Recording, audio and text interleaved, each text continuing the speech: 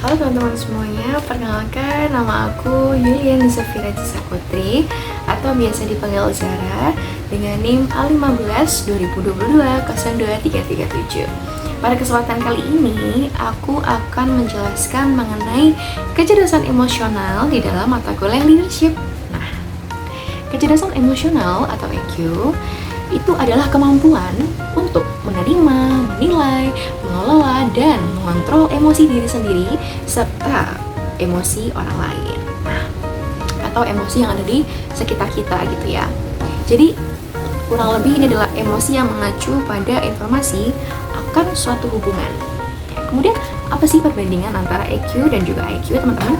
Jadi mungkin sering banget teman-teman dengar tentang IQ, tes IQ lah, kemudian IQ orang itu ada di angka sekian lah, ya kan? Nah, tapi jarang kan orang-orang itu membahas tentang tes EQ. Nah, sebetulnya apa sih perbandingan atau perbedaan di antara kedua hal tersebut gitu ya? EQ, seperti yang sudah aku jelaskan tadi, itu lebih merujuk kepada emosi seseorang. Jadi gimana ketika orang itu hadir di sebuah kelompok, itu bisa membuat suasana itu jadi lebih fun gitu, atau suasana jadi lebih adem ketika orang itu datang karena tadi dia punya EQ yang lumayan tinggi gitu, adalah EQ-nya dia. Tapi ketika orang hanya punya IQ aja tanpa adanya EQ, maka kemungkinan besar dia akan sulit teman-teman untuk bisa ada di sebuah lingkungan gitu ya, karena ketika dia hanya pintar aja tapi dia nggak pandai dalam mengelola emosi, itu sama aja dia jadi orang yang gampang marah, mungkin dia jadi orang yang mudah tersinggung gitu aja. Jadi ketika ada guyonan sedikit dia jadi tersinggung, ketika ada kalimat sedikit dia marah, dia dendam sama orang gitu ya. Dan sebuah studi pun mengungkapkan bahwa memang EQ itu 2 kali lebih berperan dalam kesuksesan orang lain dibanding dengan hanya memiliki IQ aja. Nah, jadi di sini antara IQ dan antara EQ itu harus seimbang teman-teman.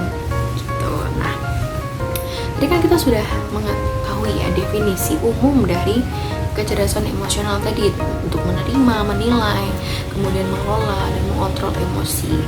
Ada satu teori dari seorang ahli kecerdasan emosional nih, dari Daniel Goleman. Daniel Goleman sendiri itu menjelaskan bahwa kecerdasan emosional itu merujuk pada beberapa kemampuan penting gitu. Kemampuan mengenali rasa baik diri sendiri maupun perasaan orang lain. Jadi yang ingin disampaikan oleh Daniel Goleman di sini adalah ketika seseorang itu punya EQ, maka dia sudah pasti pandai untuk mengenali perasaannya sendiri dan mengenali perasaan orang lain tanpa harus merasakan apa yang orang lain itu rasakan. Jadi tanpa harus mengalami, seseorang yang punya EQ tinggi itu pintar untuk menganalisa apa sih sebetulnya atau bagaimana sih perasaan yang orang tersebut rasakan gitu, tanpa harus mengalami kejadian itu secara langsung. Itu yang ingin disampaikan oleh Daniel Goleman tadi gitu teman-teman. Dan selain dari definisi, Daniel Goleman itu juga mengatakan bahwa kecerdasan emosi itu adalah tentang bagaimana kita menggunakan dan mengelola emosi untuk diri sendiri dan orang lain, serta kaitannya dalam mengembangkan potensi diri gitu. Jadi ketika orang itu punya EQ yang tinggi teman-teman, mereka tahu nih mereka sekarang lagi di dalam posisi yang gak menguntungkan. Mereka tahu bahwa mereka sedang ada di posisi yang kayaknya kalau aku ada di keadaan itu atau di posisi itu, aku akan merasa malas atau aku akan merasa sedih, aku akan merasa kecewa. Nah, orang yang punya EQ tinggi biasanya mereka sudah punya yang namanya escaping plan. Jadi ketika mereka ada di dalam posisi itu, mereka tahu gimana caranya untuk keluar, mereka tahu gimana caranya untuk terbebas dari perasaan atau rasa yang tadi itu aku bilang tidak menguntungkan buat mereka gitu. Jadi Orang ketika dia punya emosi yang cerdas nih, emosi yang bagus nih, dia tahu langkah selanjutnya yang harus dia tempuh itu bagaimana gitu. Jadi kalau orang sekarang bilang itu aku lagi stres makanya aku harus healing. Nah, orang yang punya EQ tinggi, mereka biasanya ketika stres akan melampiaskan dengan healing atau hal-hal yang bisa mengeluarkan mereka dari situasi yang tidak enak tadi. Oke, tadi udah dibahas nih mengenai apa definisi kecerdasan emosional menurut Daniel Goleman. Nah, Daniel Goleman ini juga menyebutkan loh teman-teman 4 dimensi dari kecerdasan emosional. Apa itu? Yang pertama, ada self-awareness. Yang kedua, ada social awareness. Yang ketiga, ada self-management. Dan yang terakhir, ada relationship management. Nah, teman-teman, kita udah tahu ya gimana sih sebetulnya apa itu kecerdasan emosional dan juga perbedaannya dengan IQ dan kenapa kok EQ itu adalah hal yang sebetulnya sangat penting untuk diperhatikan gitu ya, atau diketahui oleh teman-teman gitu. Nah, mungkin tadi udah masuk ke definisinya, udah masuk ke penjelasannya.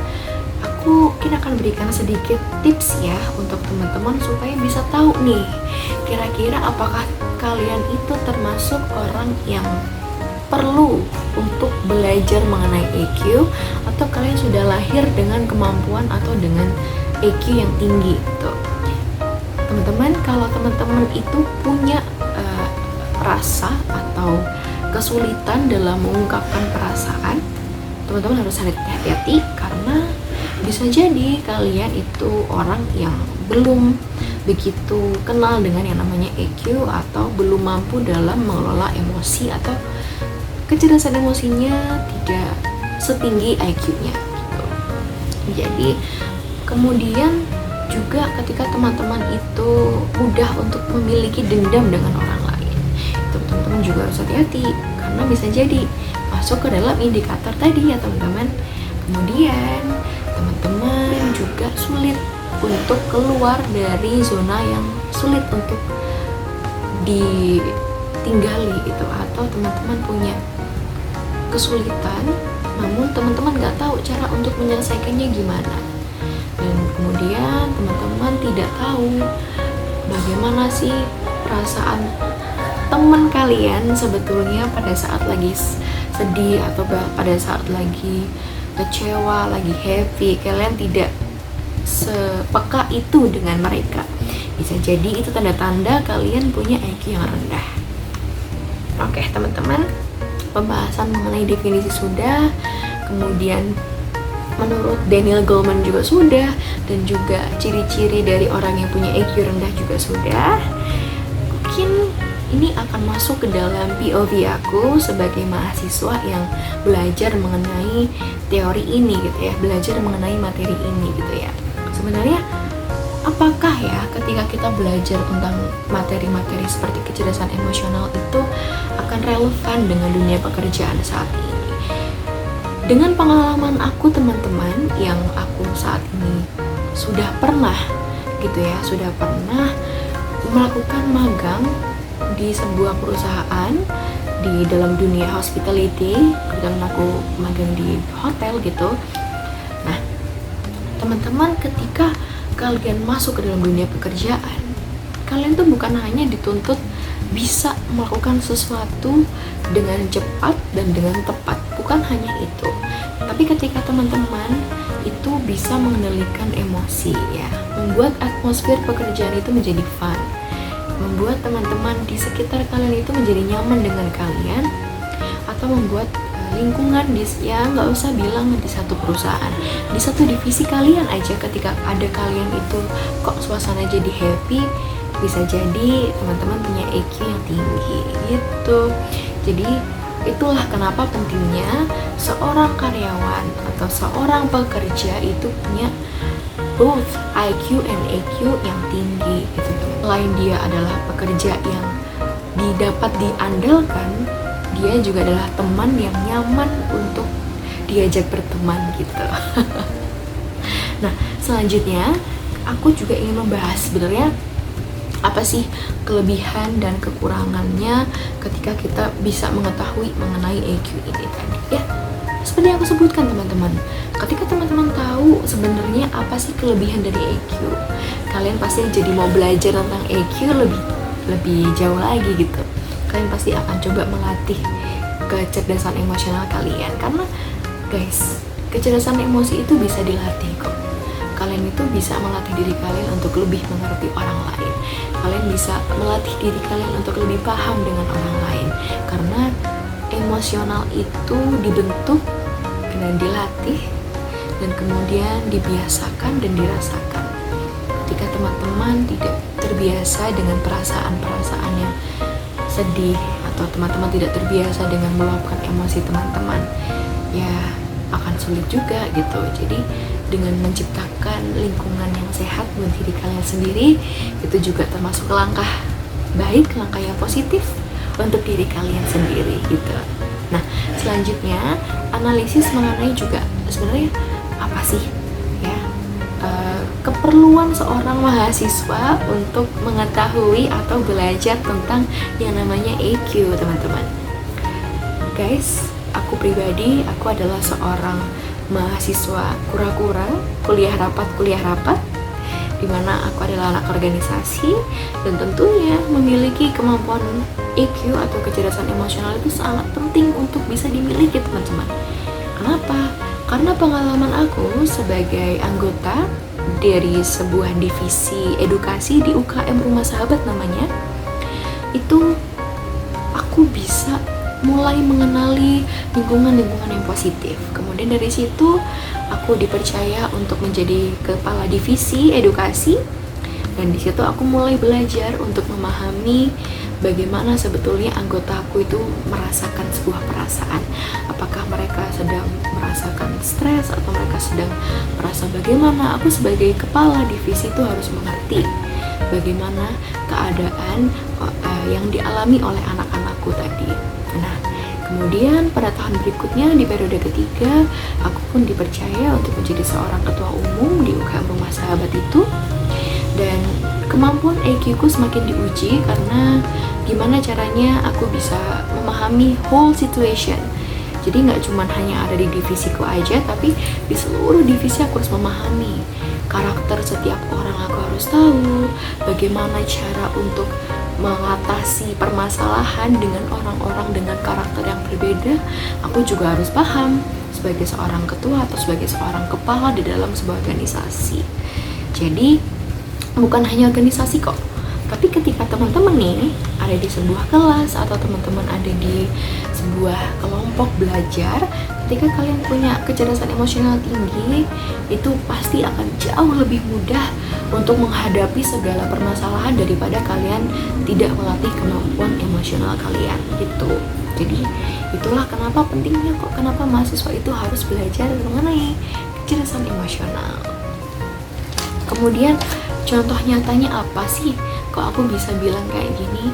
Ada sebuah case di organisasi, tentunya aku akan mengambil pengalamanku di sana, di mana ada beberapa orang yang memang sedang crash itu, teman-teman. Mereka sedang tidak well dengan satu sama lain, dan aku sebagai ketua itu harus berada di tengah-tengah. Bagaimanapun caranya aku tidak boleh memihak kepada siapapun, aku harus berusaha untuk netral gitu. Jadi meskipun aku sudah tahu mana yang benar dan mana yang salah, aku juga tetap harus menimbang-nimbang lagi langkah yang tepat untuk aku pilih itu apa dan yang mana. Agar apa, teman-teman? Agar antara kedua belah pihak ini tidak merasa terlalu tersakiti atau tidak terlalu merasa seperti sedang disudutkan. Nah, itu adalah pinter-pinternya aku gimana untuk bisa menjaga keharmonisan di dalam sebuah organisasi. Dan insya Allah dengan langkah-langkah yang sudah aku pilih kemarin, teman-teman di dalam UKM ku juga masih sangat semangat, bahagia, dan juga mereka masih terjaga kekompakannya hingga saat ini gitu.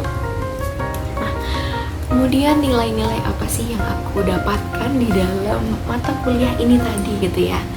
Jadi teman-teman, sebenarnya Di dalam mata kuliah leadership ini sangat banyak sekali materi-materi yang ada gitu ya, bukan hanya tentang kecerdasan emosional, tapi mengenai bagaimana gaya seorang pemimpin yang baik, bagaimana caranya mengatur organisasi dengan gaya kepemimpinan tertentu gitu ya. Nah, tapi yang paling aku sukai adalah ketika kita itu bukan hanya belajar untuk memahami gitu ya bagaimana seorang pemimpin, tapi kita juga dapat memahami gimana sih untuk mengerti anggotanya, mengerti anak-anaknya.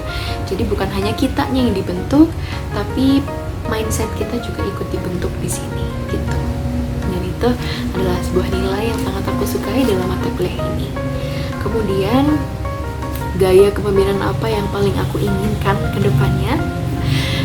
Setelah aku menjalankan periode aku sebagai ketua umum tadi teman-teman ya, mungkin aku bisa katakan gaya kepemimpinan yang fleksibel tapi juga memiliki integritas, atau bisa dikatakan memiliki batasan-batasan di mana seorang pemimpin dan anggotanya itu bisa saling memberikan informasi atau saran gitu ya. Jadi ketika dihadapkan dengan suatu keputusan, aku sebagai ketua itu bisa jadi tegas, tapi ketika aku berada dengan bawahan aku atau dengan anggotaku, aku bisa menjadi orang yang fleksibel dan orang yang fun bagi mereka. Jadi ketika bekerja atau ketika mengerjakan sebuah tugas, bawahanku atau anggotaku itu tidak merasa tertekan dan tidak merasa jenuh untuk melakukan tugasnya tadi gitu. Teman-teman, sekian dari aku. Itulah materi tentang kecerdasan emosional. Sedikit banyaknya mungkin ada salah kata atau mungkin ada suatu hal yang kurang tepat, mohon untuk dimaafkan teman-teman. Jadi untuk teman-teman yang memang lagi belajar tentang kecerdasan emosional, bisa banget nonton video ini dan pelajari atau mungkin resapi yang aku ceritakan tadi tentang pengalamanku atau study case yang sudah aku jelaskan tadi gitu teman-teman. Oke, sekian dari aku. Wassalamualaikum warahmatullahi wabarakatuh. Bye.